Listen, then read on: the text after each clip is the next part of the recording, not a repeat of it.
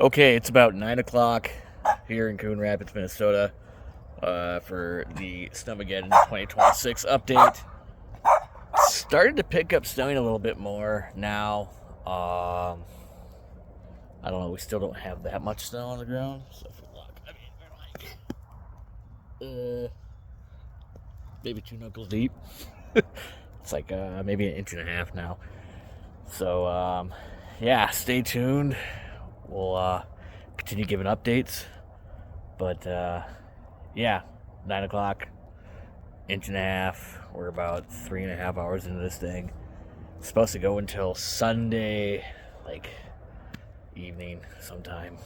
I don't know. They say blizzard conditions and it's supposed to get at least minimum of 12 inches, but they're saying 15 plus for our area.